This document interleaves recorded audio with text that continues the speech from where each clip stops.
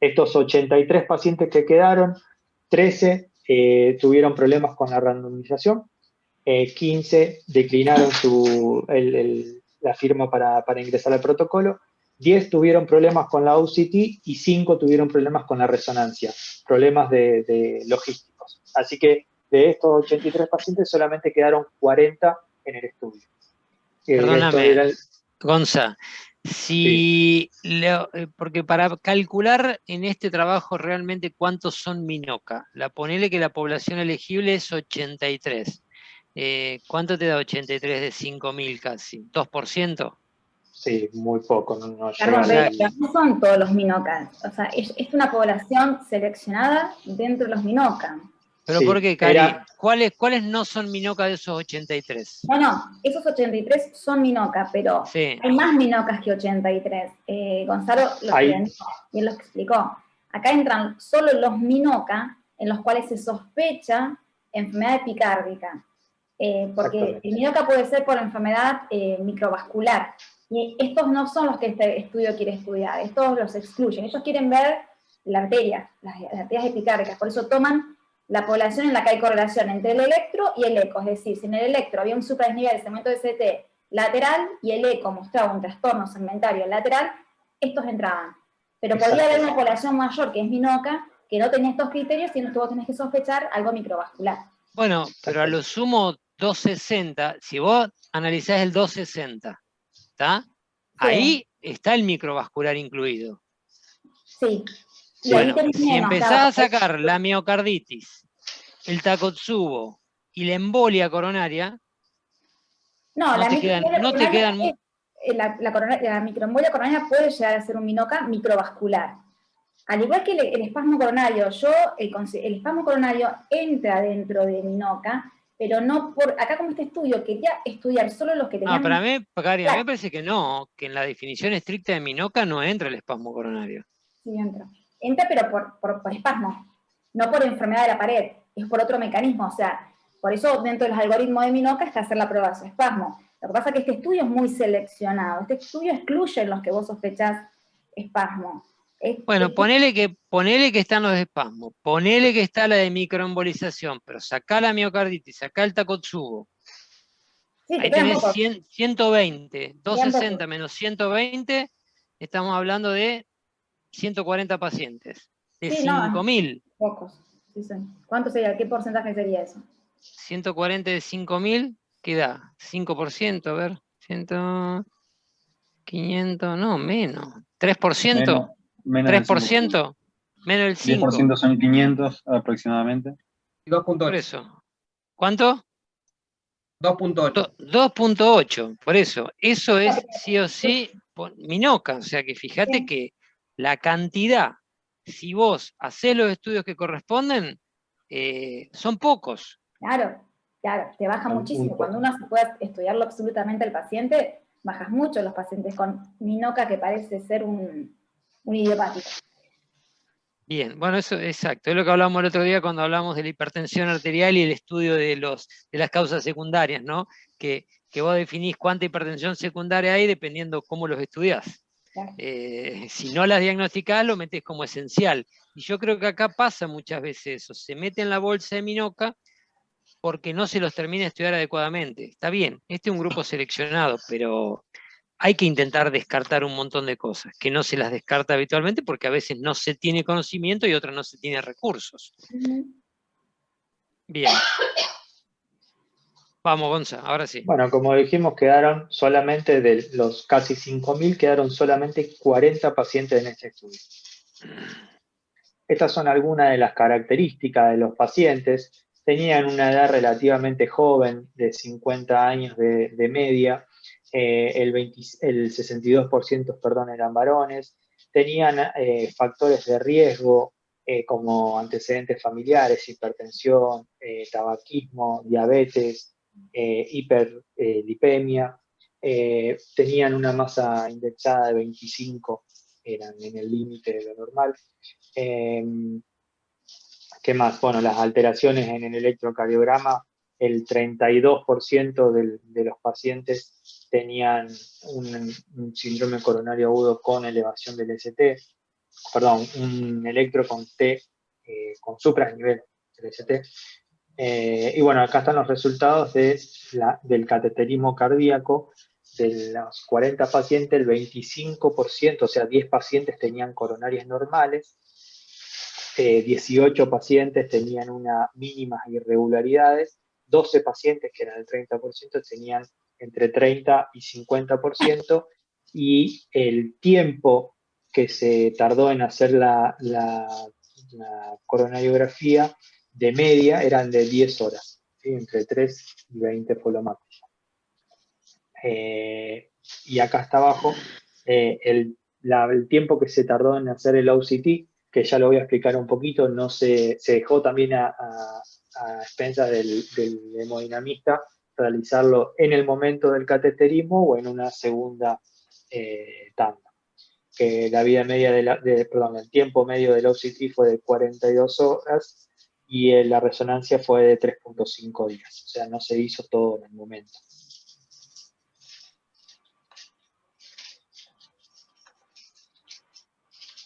Estos son algunos datos sobre los dos estudios que se realizaron.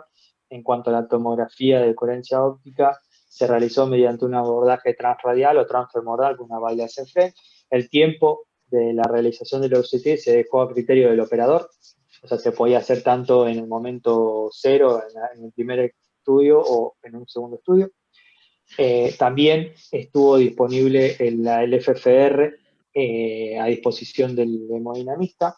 Se realizó UCT en la arteria sospechosa, o sea, en la arteria que reunía la alteración del electrocardiograma con la alteración en la motilidad. Si la arteria presuntamente culpable era normal, se alentaba al operador a tomar imágenes de una segunda o tercera arteria, pero, repito, era a criterio del operador. Y las imágenes fueron analizadas por 3 investigadores que eran ciegos a los pacientes y eran experimentados e independientes. En cuanto a la resonancia magnética cardíaca, se realizó durante la estancia hospitalaria de todos los pacientes. Se utilizó un sistema de 1.5 Tesla con una bobina de 32 canales. Se realizó una resonancia magnética convencional con protocolos estandarizados y también se dejó a cargo del operador hacer algunos protocolos nuevos de resonancia, como un realce cardíaco de alta resolución. Las imágenes fueron evaluadas también por un radiólogo y un cardiólogo, que eran ciegos a los pacientes, y el diagnóstico final de la resonancia magnética era infarto cuando las anomalías eran subendocárdicas o transmurales, miopericarditis cuando se encontraban anomalías en la región media y ubicaciones subepicárdicas en ausencia de realce cardíaco subendocárdico o normales cuando no tenían ninguna alteración. Sí. Entonces, resonancia hacía 3 diagnósticos. La resonancia tenía 3 diagnósticos. Alguno de esos 3. ¿Y qué bueno, después lo vas a decir, pero qué serían normales cuando tuviste el infarto, tuviste troponina, descartaste todo y no encontraste nada en la resonancia que justificara? Y no tenían... Claro, como que no tuviese real. Ningún patrón, claro, fundamentalmente. No tenían, exactamente. Bueno, y lo de... No, te iba a decir lo del OCT, sí. Por ahí el que no lo ha visto, que vos mostraste ahí algunas imágenes, lamentablemente en la Argentina hay poca penetración de esta técnica. Todo tiene que ver habitualmente con la cuestión económica. Nos cuesta hacer IBUS, esta técnica es más cara, hay muy pocas consolas, yo no creo que lleguen a 5 equipos en todo el país, y la verdad que las imágenes son muy, muy buenas, pero el reembolso por parte de los financiadores es pésimo, lo que hace que lamentablemente no tenemos a disponibilidad. Y es algo semejante para entender con la imagen que brinda el ultrasonido intracoronario, ¿eh? O sea, es una evaluación semejante a lo que uno se obtiene. Hoy en día también hay nuevos protocolos y todo, pero puntualmente es algo parecido. O sea que a estos pacientes se le hacía, hay que hacerle una nueva coronariografía si no lo hacían en el momento del infarto, del ingreso, llamémosle. Claro, eso después aclarás cuántos y cuántos, ¿no? ¿O no? Eso no lo dijiste. ¿Qué cantidad de pacientes? No, que de los 40, los OCT que se hicieron, ¿cuántos fueron en el ingreso y cuántos fueron a posteriori? Me parece que acá no especificabas cuántos, pero más adelante voy a dar algún promedio de que eso tuvo que ver en cuanto al resultado del OCT también, si se hacía en el momento o posterior. Dale, meta. Igual esto con respecto, en comparación con el IBUS, no sé si esto te permite ver bien los tres mecanismos posibles de accidente de placa. La erosión, la fisura y el nódulo cárnico. El IBUS no es cierto? No, esto tiene muchísima más definición, pero no me acuerdo ahora, pero creo que es 10 micras. Es tremendamente más fino para definir que el IBUS. Pero quiere decir que el concepto que tienen es semejante, y esto es muy, muy superior. Las imágenes que uno ve con esto son increíbles. Hay algunos casos. Después, bien, dale. Sí, para ver las imágenes, porque la verdad que tampoco habíamos visto, ¿no? Hay que saber interpretarlas. Ojo, tiene también como todo su curva de aprendizaje y tenés que hacer muchas para ser experimentado en interpretar las imágenes de OCT. Bien. En cuanto un poquito a estadísticas, bueno, los datos continuos se expresaban como media más o menos de bioestándar cuando seguían una distribución normal y como mediana con rangos intercuartilos cuando no. La comparación de las variables categóricas se logró mediante la prueba de chi cuadrado cuando las frecuencias esperadas eran mayor a 5 y las pruebas exactas de Fisher cuando eran menor a 5 y se consideró estadísticamente significativo un valor de P de 0.5 o más. Los resultados, esto eran, lo hice en modo de resumen porque era un texto en cuanto a los resultados, después hay cuadros. De los 40 pacientes, 33 pacientes, que son el 82.5%, tenían alteraciones en la motilidad por ecocardiograma, ¿sí? Recuerdo que a todos los pacientes se le hizo una ventriculografía donde evaluaban también la motilidad regional de los pacientes. 7 pacientes, el 17.5%, tenían alteraciones en la motilidad en la ventriculografía. 10 pacientes, que son el 25%, tenían un puente miocárdico en la arteria descendente anterior. 14 pacientes, que son 35, se le realizó una OCT durante la cinecoronografía inicial. Ahí estaba el dato que vos me preguntabas, Pedro. Un tercio. Un tercio, exactamente. Y 5 pacientes se sometieron a FFR durante de la lesión causante y todas fueron mayores a 0.8 que el valor de corte. Sí, ahí también te entra un poco, hacer un FFR a un paciente con lesión menor del 50 es totalmente innecesario. Indudablemente había algunos que quedaba alguna duda si era menor de 50 o no, porque si no vos decís, ¿por qué le haces? Pero bueno, probablemente la imagen del OCT, porque como siempre decimos, la angiografía es una luminografía, entonces puede que vos con el OCT encuentres mucha placa, a pesar de que angiográficamente la lesión no te da significativa, y haya sido el motivo por el cual prefirieron hacer FFR, pero finalmente fueron los que hicieron fueron normales, o sea, no tenían isquemia.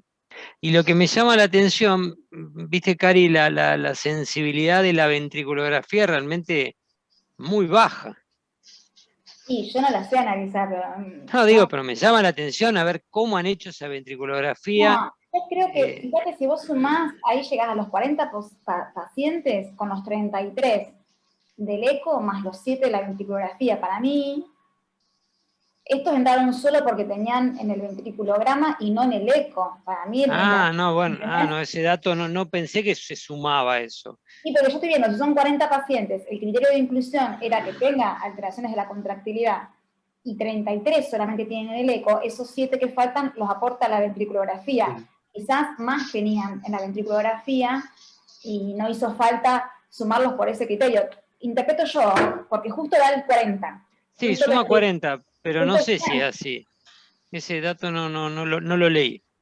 No, yo tampoco entendí eso, pero ahora viendo justo la ventriculografía son los que no ve el eco. Para mí, ellos entraron solo por ventriculografía, 7. No sé si vos, Gonzalo, tenés el dato. Yo entendí lo mismo también porque los valores me daban eso, que 33 entraron por eco y 7 entraron por ventriculografía. Igual, más allá de esto, en la ventriculografía, ¿no es una sola dimensión que vos estás viendo? ¿Qué ves? No, si vos lo haces bien, con una finalidad dentro de un estudio, vos haces oblicuo izquierda, haces oblicuo derecha, tenés que hacerla con bomba. Hay una serie de cuestiones que hay que ver qué decía el protocolo. ¿Podés adquirir todas las vistas vos en la misma inyección para hacer la ventriculografía? No, habitualmente ahora con la angiografía rotacional, que es algo que está, bueno, nosotros tenemos disponible, vos podrías hacer una ventriculografía rotacional, pero tampoco lo tenés en 3 dimensiones. Yo por eso, a mí me parece que sirve para un Takotsubo, cuando se queda la punta, pero que no podemos ver todo, por eso creo que tiene menos sensibilidad la ventriculografía. Sí. Pero bueno, más allá de eso yo no la sé analizar. No, porque en general, si no es por parte de estudios, muchos ni la hacen. Yo en el hospital un poco vengo insistiendo hace rato que cuando ven coronarias sin lesiones geográficas significativas, hagan 2 cosas que decimos siempre. Una inyección de nitroglicerina y una ventriculografía, porque entonces así vas teniendo ideas. Si vos, aunque vos no veas una lesión significativa, vos haces nitroglicerina y ves que la arteria es mucho más grande, se dilata, y después por ahí te planteás a las 72 horas hacer un test de vasoespasmo. ¿Está? Y si el paciente tiene un Takotsubo clásico, y puede hacer el diagnóstico en el momento que el paciente ingresa. Entonces, claro. Y mejora rápidamente. Exacto, entonces son cosas que hay que acordarse. Insisto, cuesta sacarnos de la cabeza al intervencionista que lo que quiere es ver qué arteria está tapada. Entonces, si no hay ninguna tapada, hay sensación de, ¿para qué lo estudié? El otro día vimos un paciente con una clásica miocarditis y vino por red de infarto. Entonces, bueno, no, que no tenga lesión angiográfica no quiere decir que no tiene nada. Ese es un tema que hay que sacarse de la cabeza de nosotros los intervencionistas para no cometer errores. Bien. Ahí para que hace un comentario Guillermo. No, por eso, habitualmente no se hace. Si es un síndrome coronario agudo con supra y tiene una arteria tapada, no la hacemos nunca. Mi planteo es hacerla en aquellos pacientes donde vos te llega un paciente con supra. Acá y fíjate igual, Gonzalo, que acá no eran todos con supra, también había sin supra. Este es un estudio que no estudia infarto, no infarto con supra y coronarias angiográficamente sin lesiones. Era síndrome coronario. Exacto, todo tipo de minoca. Acá, yo planteo hacer en ese grupo de pacientes. En los demás, la verdad es que no se necesita. En un infarto agudo, inyectar más yodo no me va a cambiar nada, salvo de nuevo, por ejemplo, la otra indicación, Karina, que yo siempre digo a los médicos de guardia, es que le hagan porque también te ayuda a descartar una complicación mecánica. O sea que vos, una insuficiencia mitral o una CIB, haces diagnóstico en la sala. Entonces, a veces incluso... No, ¿sabés qué te pasa a veces? Que te llega un paciente con un Kili B o C, claro, y vos le encontrás lesión de un vaso. Le abrís la arteria y el paciente sigue en falla cardíaca. Ahí, a ese paciente, hay que hacerle un ventriculograma. Lo que pasa es que muchas veces vos decís, bueno, era porque estaba isquémico, ya va a mejorar. Ese paciente después a veces llega a coronaria y no mejora. Y ahí es cuando diagnosticamos las roturas y hay que empezar a correr, llamar al ecografista, y sí, ya te fuiste, ya sacaste el catéter. Bueno, ahí, viste, es cuando uno dice, seamos más cardiólogos y no tan técnicos, pero no es fácil, te aseguro que no es fácil. Más cuando tiene una oclusión y abriste la arteria y te quedó bárbara. Vos decís, ya va a mejorar. Bueno, un 2% no mejora. Así que ahí hay que hacer un análisis más cardiológico. Bien, dale. Bueno, en cuanto a los hallazgos de la OCT, 24 pacientes, que era el 60%, se sometieron a la OCT de un solo vaso, 11 pacientes lo hicieron de 2 vasos y 5 pacientes tenían el OCT realizado en los 3 vasos epicárdicos. La OCT proporcionó un sustrato claro de síndrome coronario agudo en 32 pacientes, en el 80% de los pacientes, y se encontraron rotura de placa, nódulo calcificado eruptivo, erosión de placa, trombo solitario y disección espontánea de arteria coronaria en 14, 1, 12, 3 y 2% en los pacientes correspondientes. En los que más se encontraron fue en la rotura de placa y la erosión de la placa. Esos fueron los las dos cuadros que se encontraron con mayor frecuencia en el OCT. Los pacientes... Estos hallazgos coinciden con que estaban divididos, creo que una tercera parte tenían elevación del ST, eso seguramente donde se encontró la rotura, y en los que no tenían elevación del ST, donde encontrás los otros mecanismos, la erosión, el nódulo cálcico. Y bueno, la trombosis podía haber cualquier tipo de síndrome coronario agudo.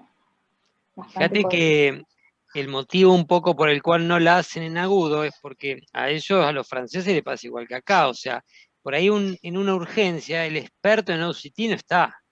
Entonces, no siempre es fácil hacer en ese momento, cuando vos no encontrás lesiones, OCT. Por eso lo hicieron en un tercio de los casos en la fase aguda, y después los otros dijeron, no, espera, vamos a ver cuando estemos mejor preparados. Ver esas cosas que describen no es fácil, hay que tener mucha experiencia y mucho volumen. A lo mejor eran las 3 de la mañana y no sí, quería. ¿sabes qué? El hemodinamista dijo, ya está, que vaya a coronaria y después que venga. Lo vemos mañana. Lo vemos mañana el OCT. Exactamente, eso pasa igual que acá, quédate bien tranquilo. Bueno, en cuanto a los pacientes con un examen con OCT concluyente, no tenían niveles máximos de troponina de alta sensibilidad significativamente más altos que los pacientes sin ellos, ¿sí? Diferente de la resonancia que ya vamos a ver.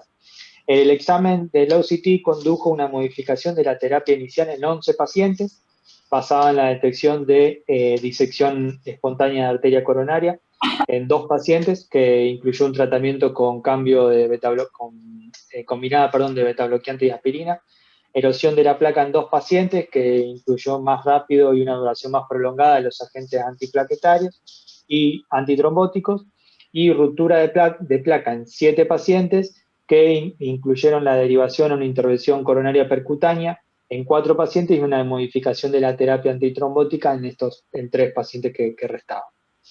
Esto es un poco el resumen del cuadro acá al lado para no agobiar con tantos números. En cuanto a los hallazgos de la red... ¿Sí?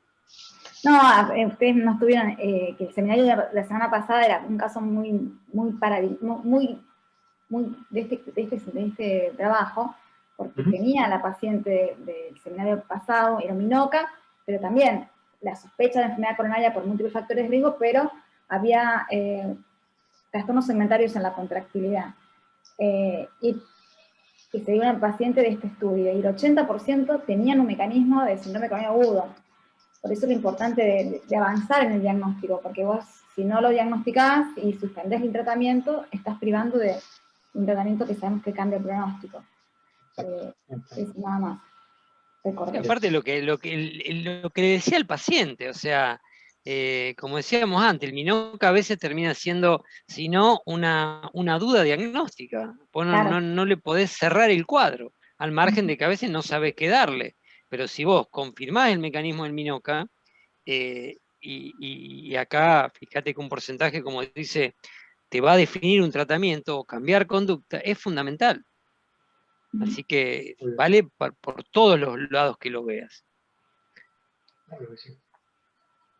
Bueno, y en cuanto a los hallazgos de la resonancia, el infarto fue evidente en 31 de los 40 pacientes. 21 pacientes tenían al menos un área segmentaria de hiperintensidad en la señal de T2, que habla de edema miocárdico. 31 pacientes tenían al menos un segmento subendocárdico de realce cardíaco y un segmento transmural de realce tardía.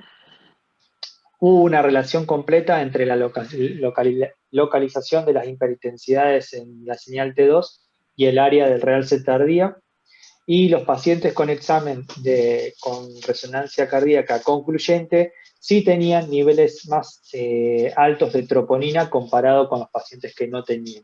Y esto sí fue significativo. Y el examen de la resonancia condujo a una modificación en la terapia inicial en 6 pacientes en base a la detección del infarto, y en estos 6 pacientes se indicó un tratamiento hipolipemiante más sólido asociado a un tratamiento antiplaquetario dual durante un año. Bien. En cuanto a la correlación entre la OCT y la resonancia magnética cardíaca, al acoplar las dos técnicas se encontró un sustrato y un diagnóstico en el 100% de los pacientes. En el 40% de los pacientes tenían alteraciones en la OCT o en la resonancia o en ambos. 23 pacientes tenían un mecanismo apoyado en ambas técnicas, 17 pacientes tenían hiperintensidad de la señal en las secuencias de T2 en el mismo territorio vascular que en la arteria incriminada en el OCT, y además de estos 22, de estos 23 pacientes, tenían al menos un segmento de reset cardíaco en el territorio correspondiente a la arteria incriminada en la OCT. Una correlación muy buena. Exactamente.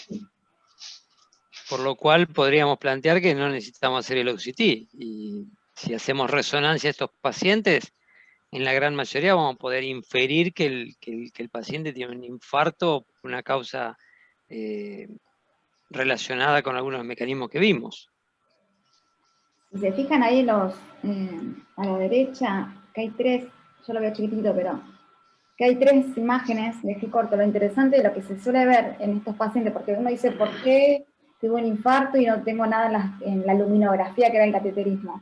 Porque suelen ser porque el trombo migra y genera obstrucción de la microvasculatura, y es por eso que en la secuencia de realce, si ustedes ven ahí donde está el realce, en las 2 imágenes de abajo, tienen una cosita negra y alrededor un halo blanco.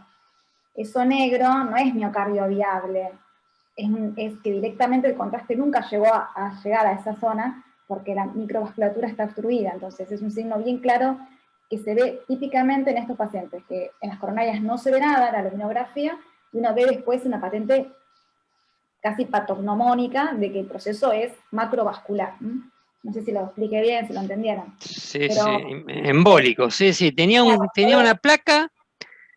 Vos lo que no podés definir es qué es lo que embolizó, ¿no? O sea, cuánto de lo que emboliza es trombo y cuánto es parte de placa. No puede ser. Es obstructivo, vos defines obstrucción microvascular. Claro, obstrucción microvascular, pero es placa, con trombo, pero algo que obstruyeron habitualmente es placa con todos los componentes del accidente de placa. Placa y trombo que migra y obstruye la microvasculatura. La patente, esta sería la patente de obstrucción microvascular, lo negrito y el halo blanco alrededor. Y el edema, pero Cari, en el infarto clásico, en donde está la arteria tapada en tercio medio derecha y vos le haces la angioplastia y la arteria queda abierta. En esos pacientes, ¿con qué frecuencia ves obstrucción microvascular? No, cuando vos ves obstrucción microvascular es que en el procedimiento hubo algo de embolia. Claro, entonces sería no tan exitoso, son en los que uno pensaría que... Es la que se correlaciona con el TIMI perfusion 0,1, a eso vamos. Claro. Recanalización, pero no reperfusión. Claro, lo ideal sería encontrar una patente de realce, quizás no transmural, o si es transmural, sin la patente de obstrucción microvascular. Exacto. Tendría que seguir. Bien, buenísimo.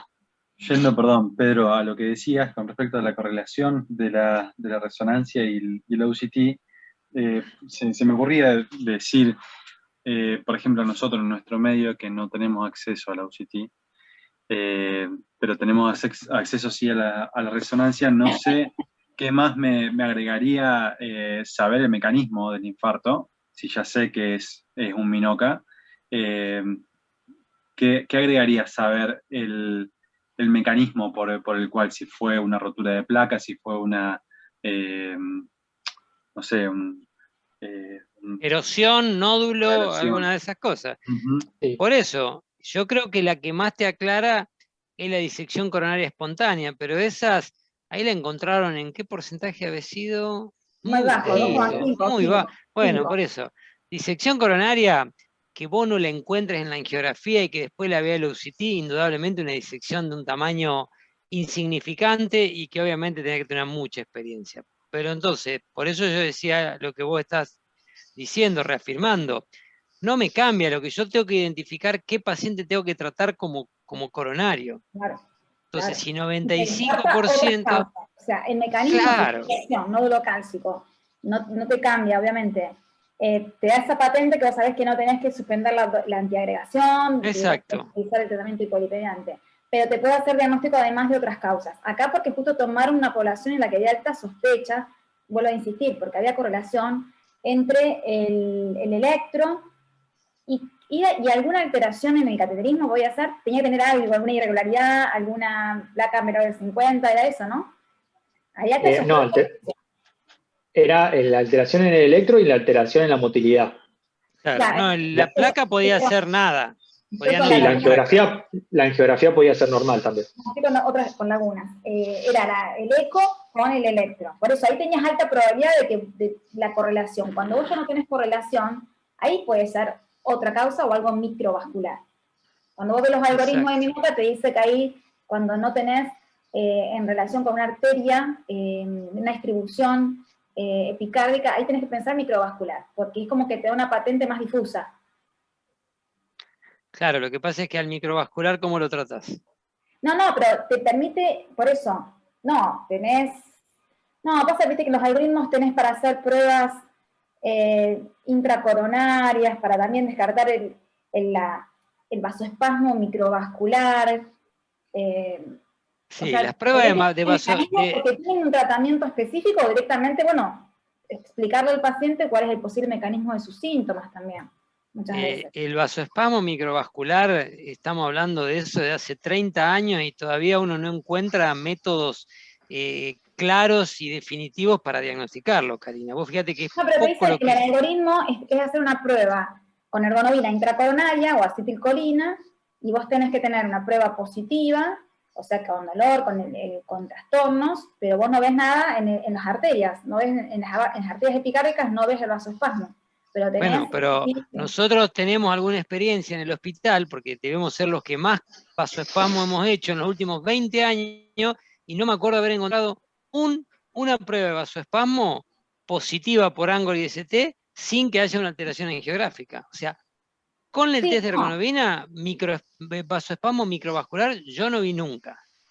A eso voy, que no hay debe ser una rareza. Sí, yo la famosa, el espasmo microvascular sigue siendo a veces como la definición de lo que no sabemos qué es. Medio por descarte se termina llegando. Pero bueno, ojalá que se pueda avanzar con técnicas para confirmarlo y no solamente para sospecharlo. ¿El PET no evalúa la microvasculatura? Y no hacemos PET, la verdad que, Sí, viste, un nosotros poco, tampoco. el otro día, ¿qué fue en lo que hablamos también de PET? No me acuerdo. Ah, no, fue lo de viabilidad, Karina, lo de la tesis pero bueno, ahora, bueno, el grupo Oroño lo tiene disponible, probablemente va a depender de los costos y que uno puede ir haciendo, fíjate la resonancia, cuántos años que hace que está disponible y recién hoy uno la va haciendo con mucha más facilidad y disponibilidad. El PET, vamos a ver, no sé la verdad si sirve para ver, si lo leíste Gonzalo, no tengo claro si tiene utilidad para certificar un espasmo microvascular, no lo sé.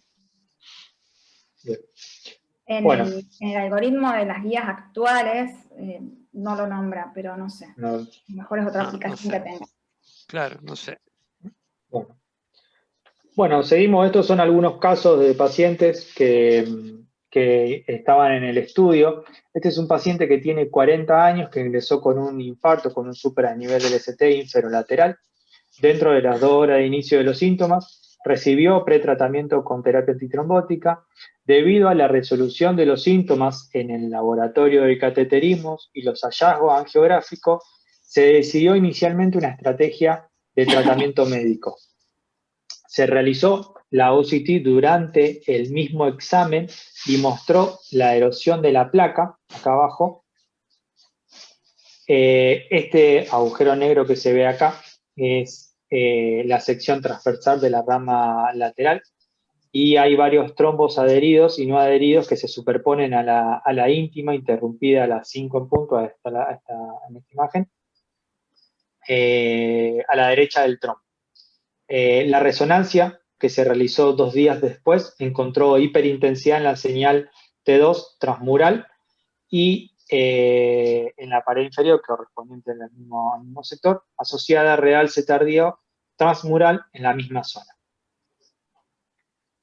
Perdóname, ahí dice, hizo trombolítico este paciente, porque te entendí tratamiento trombótico, antitrombótico. No, si dije, me equivoqué yo, hizo terapia trombolítica.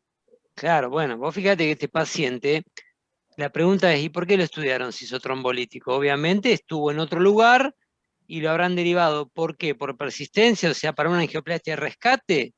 ¿O como una estrategia fármaco-invasiva? Ahí también, viste, son casos que acá hubo un tratamiento de por medio. Entonces, previo. claro, no es lo mismo que el que nos llega y vos ves esa coronaria sin que medie tratamiento. Acá, sí, bueno, hiciste trombolítico, a veces pueden verse esas imágenes. En una época que hacíamos más trombolítico y después estudiábamos los pacientes, veíamos eso. Pero claro, acá no sé cuánto tiempo después se habrá estudiado y todo eso. Pero bueno, no importa. Pero está bueno para demostrar la imagen. Fue un ejemplo, claro, Sí, exactamente. mirá lo que es la definición que tiene eso. Eso con el ultrasonido no lo ve ni por casualidad. Este es otro caso de una mujer de 41 años con un infarto sin elevación del ST lateroapical. El dolor de pecho había desaparecido antes de la admisión, tenía una troponina de 254. La angiografía inicial mostró vasos epicárdicos arteriales normales, con excepción de una estenosis moderada difusa a nivel distal de la descendente anterior. La angiografía del ventrículo izquierdo reveló alteraciones de la motilidad en el mismo sector anteroapical. Las imágenes del OCT correspondientes a la descendente anterior distal muestran un desgarro de la íntima, acá en la flecha, y asociado a un hematoma intramural, que es todo esto que estoy acá. La resonancia realizada al día siguiente del cateterismo confirmó la alteración en la motilidad y no detectaron realce cardíaco en la pared anteroapical. O sea que esta resonancia la caracterizaron como normal. Bueno, acá ya sí, vos fijate, nosotros que hace rato venimos hablando bastante de disección coronaria espontánea. Mujer, menor a 50 años. Esa imagen de la DA, tenés que pensar que una disección coronaria espontánea. Sin ninguna duda, y capaz que hace 5 años atrás no le hubiésemos prestado atención. Hoy, con lo que se sabe de esta presentación, esa imagen es, fíjate que la descendente anterior hasta llegar ahí no tiene nada. Está bien que se ve de lejos, ¿no? Pero fíjate que hasta donde empieza la rayita, un poco más abajo, hasta ahí no tiene nada. Paredes lisas, bordes lisos, y de pronto se adelgaza. Vos me mostrás esa imagen, me decís mujer, 41 años, y yo no sé si es parece ser la tipo 2 de la clasificación de Sosa, o no sé cómo se dice, pero es sugestiva. Y por ahí vos decís, ¿necesitaba todo esto para llegar a la conclusión? Y no sé, tal vez no, pero está bueno que tiene la confirmación por OCT.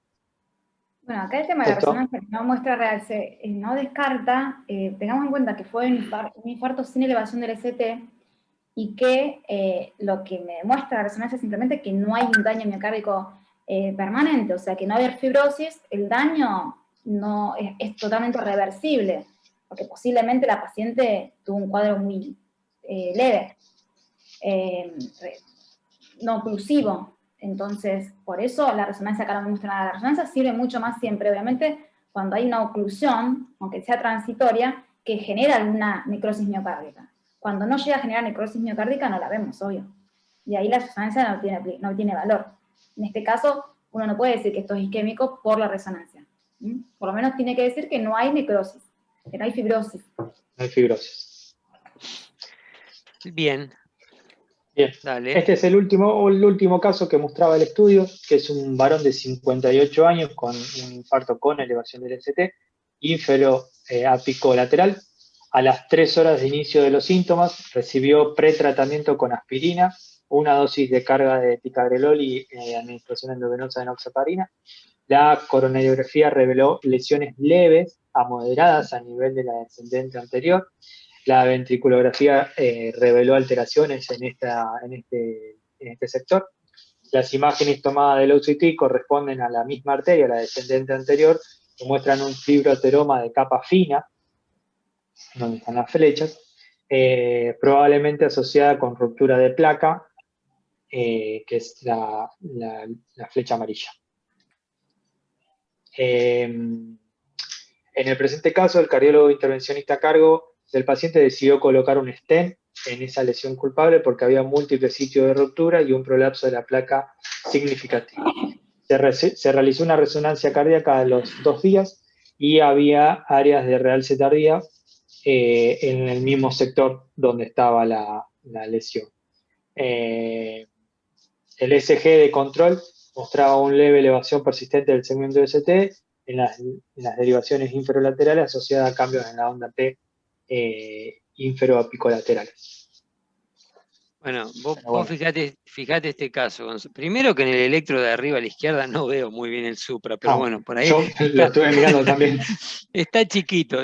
Cari no lo ves tampoco, así que no me mientas. No. Yo no lo veo el supra. Yo y vos tampoco, fijate, la verdad. este caso pone el cardiólogo intervencionista un stent porque probablemente ese día estaba el que hacía el OCT. Si no hubieses hecho OCT en ese momento, no hubieses puesto un stent. Claramente, con esa angiografía coronaria, bueno, esto es lo que está pasando cuando vos empezás a hacer este tipo de técnicas, ¿viste? Vos decís, yo no sé si tiene indicación, pero lo que claramente no veo el supra. Así que bueno, en fin, viene bien para ver los tipos de casos que ellos estudiaron, pero no, este caso no me queda claro. Y después sí, en el segundo veo una T negativa de rama simétrica en B4, B5, pero poco veo en el electro. Sí. Sí, yo hubiese esperado por la resonancia algo más B1, B2, B3, más alto. Sí, aparte habla de cara inferior, en inferior. Sí, en inferior tiene, pero tienen inferior, esto es DA, ¿no es cierto? Porque lo que tiene inferior ahí en la imagen de abajo es inferoapical, que es territorio de DA. No, digo el electro en el de arriba a la izquierda inferior, no sí, veo no, supra. No sé, a lo mejor era otro el electro que interpretaron ellos. Que venía el supra. Suele pasar. Pero sí, el territorio es bien, como hablábamos hoy, es bien distal, territorio de DA. Una idea dominante, ¿no?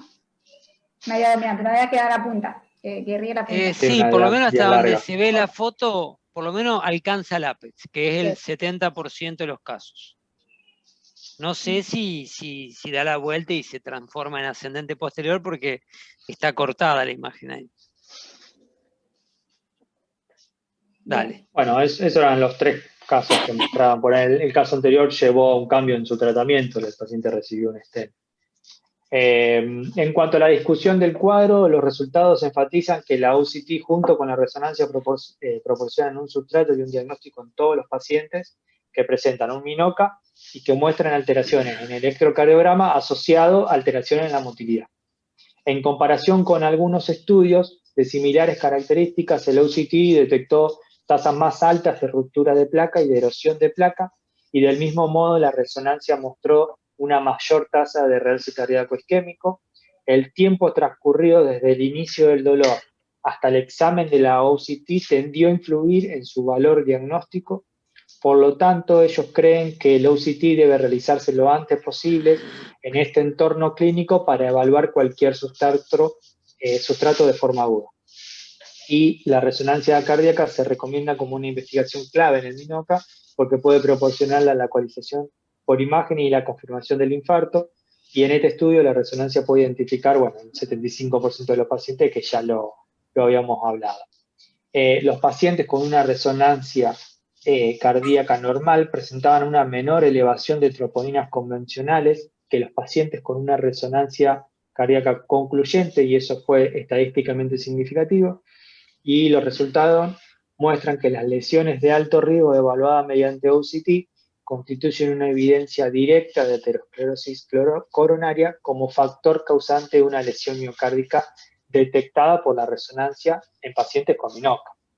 Y finalmente, el principal hallazgo de este estudio es la capacidad de asociación de la resonancia y el OCT para proporcionar un sustrato en los pacientes que presentan MINOCA y las sospechas epicárdicas, como habíamos hablado.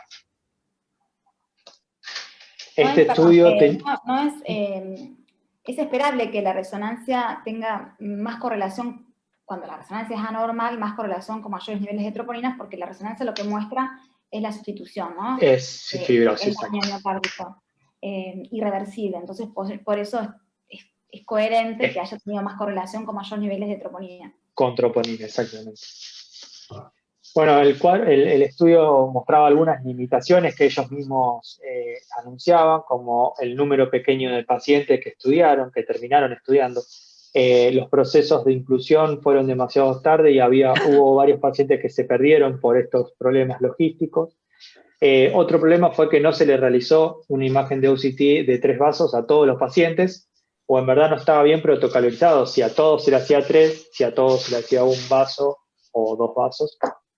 Y la OCT tampoco se realizó de forma sistemática durante la cinecoronariografía inicial. No se utilizaron técnicas de mapeo novedosa de resonancia en todos los pacientes, también se dejó a criterio del médico. Y el FFR no se realizó de forma sistemática, pero por lo que habíamos hablado antes con Pedro, era que por ahí no era necesario en este tipo de pacientes. En cuanto a las conclusiones del estudio, la OCT junto con la resonancia proporcionó un sustrato claro y un diagnóstico en todos los pacientes que presentaban MINOCA, incluidas las alteraciones del electro y de la motilidad, y como perspectiva futura se necesitaban más ensayos clínicos a gran escala que comparen la angiografía coronaria de rutina con la aplicación de la OCT en el momento del cateterismo coronario en pacientes con MINOCA con sospecha de causas epicárdicas, y se necesitan estudios futuros para validar protocolos de imágenes de resonancia cardíaca con técnicas de mapeo novedosas que pueden ser clínicamente valiosas en este tipo de pacientes.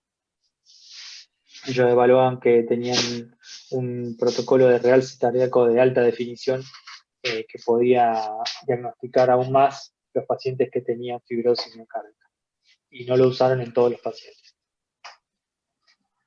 Ya directamente yendo a lo que evaluamos al final del cuadro, los resultados del estudio son válidos. En cuanto a la primera pregunta, si el estudio se centra en un tema claramente definido, le puse que sí, porque son muy definido el rango de estudio. Los autores han utilizado un método apropiado para responder a la pregunta, también le puse que sí, porque ellos buscaban concisamente la correlación entre los dos estudios. Si los casos se reclutaron de una forma aceptable, también le puse que sí, porque ellos evaluaron consecutivamente a todos los pacientes con síndrome coronario agudo y fueron descartando todos los pacientes con MINOCA, con causas no epicárdicas, con sospecha de causa no epicárdica, y llegaron a ese número reducido de pacientes. Si los controles se realizaron de una manera aceptable, le puse que no, porque, como decían las limitaciones, no a todos los pacientes se le hizo lo mismo para evaluar el diagnóstico definitivo. A algunos se le hicieron OCT en 3 vasos, a otros se le hizo FFR, a otros se le hizo un protocolo de alta especificidad en la resonancia, entonces no se regularizó eso. Por eso puse que no en esa pregunta. En la número 5, si la exposición se midió de forma precisa con el fin de minimizar los posibles sesgos, también le puse que no, por esto mismo que veníamos hablando, que no a todos se lo expuso a los mismos métodos, a la cantidad de métodos que se evaluaron. En cuanto a las 6, ¿qué factores de confusión han tenido en cuanto a los autores? Lo que habíamos puesto, no se realizó un protocolo estandarizado de OCT y resonancia para todos por igual. y si han tenido en cuenta los autores el potencial de los factores de confusión en el diseño y en el análisis. Le puse que no por esto mismo que veníamos hablando, no tomaron en cuenta esto de los posibles diagnósticos que se le podrían haber escapado al no estandarizar los estudios. ¿Cuáles fueron los resultados? Como dijimos que el OCT y la resonancia diagnosticaron todos los pacientes que presentaban MINOCA, tuvieron un sustrato claro de diagnóstico.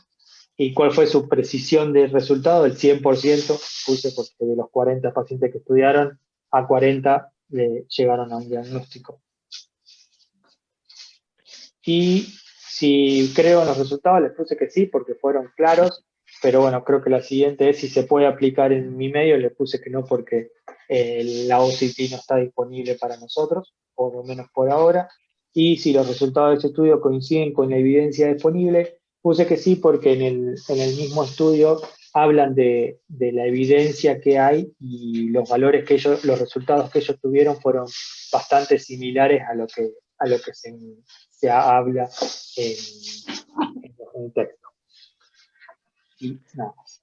Bueno, fíjense que Gonzalo ya aplicó una de las guías CASPE diferente a la que veníamos usando, así que está bueno porque las preguntas son otras.